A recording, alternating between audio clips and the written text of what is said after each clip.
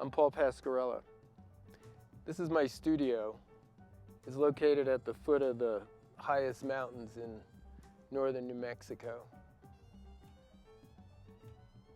This is where I do all my artwork.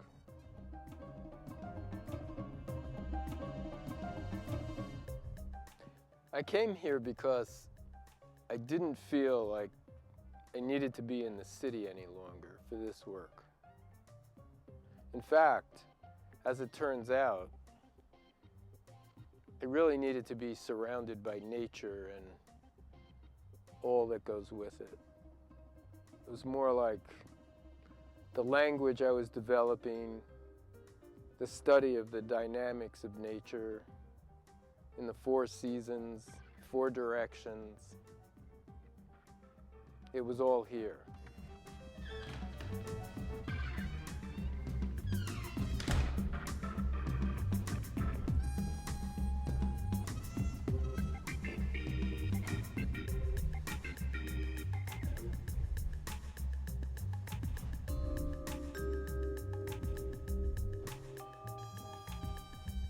This Dynamics of Nature triptych is an interesting piece because it's such a long way from where I started when I came here. Larry Bell gave me this brush some years back. Then I used lots of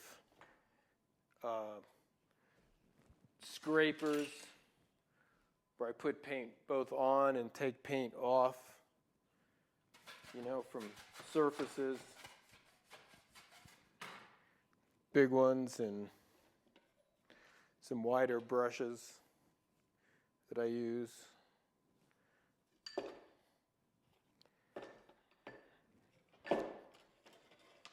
Strange things I find in the hardware store that are good for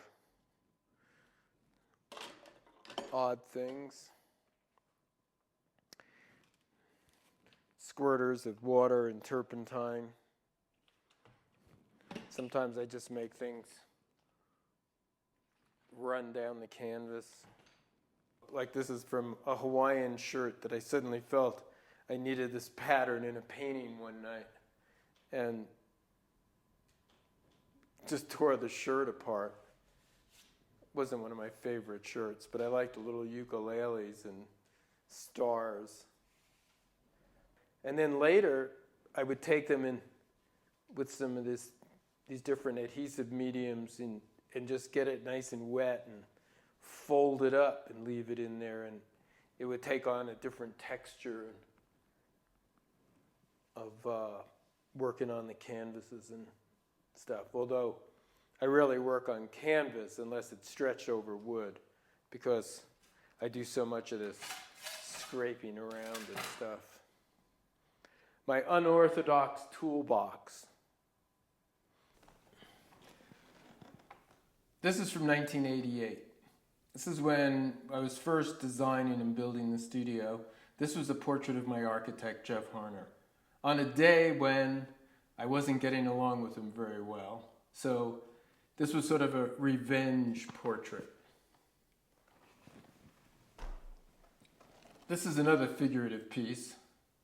This is a portrait of Hunter S. Thompson I did around 1988, 1989. And this is a figurative portrait. Later, we'll compare this to the 2005 portrait of Hunter Thompson. Now, this is a piece from the 90s. And this is a figurative piece, as you can see.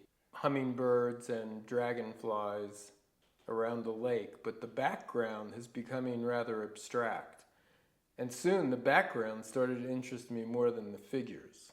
Now this is a piece where I was getting into nature. And this is from the mountains behind my studio.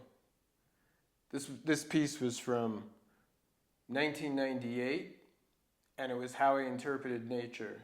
And we'll see the evolution of this piece to the dynamics of nature.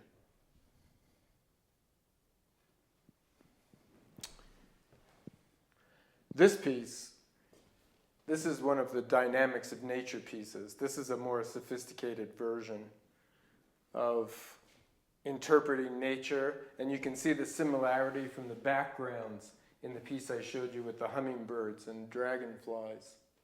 This is called Big Mountain, and when I looked at Big Mountain, I thought, wow, I wish it could go further off to the sides.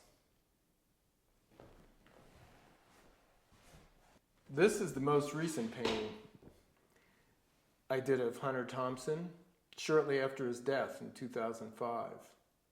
This painting is a very important painting for me because I approached it with just complete abandon and used collage, acrylic, oil, and anything that was at hand. This was the opening of a door that led to the paintings I'm doing now. This is a gold panel. This is hand-rubbed oil and wax medium on wood. It gets the texture of clouds, and it's slightly reflective gold. This is a piece that I originally did for a background, but then I decided to combine it with something contrasting. So I took a panel of the same height and added it to the side. And this became the inspiration for a whole series of combining gold panels and abstract landscapes.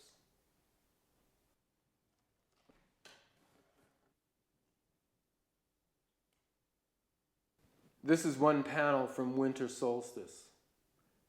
It's the largest painting I've done. It's 7 by 12 feet.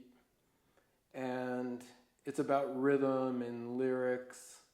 If this had no air, no space in it, and it was just completely filled in and layered with more stuff, where would it go?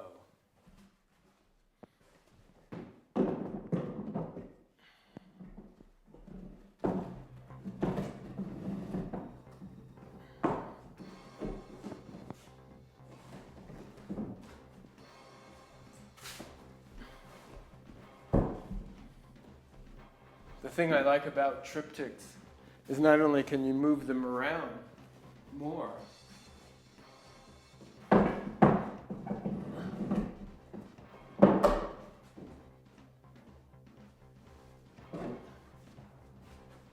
you can change them as you're working on them, and it always gives you a fresh view. One of the things I hadn't thought of when I started.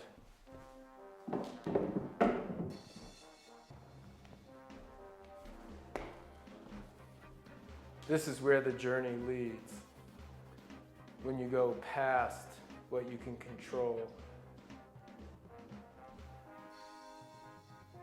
This is the part of painting without the mind.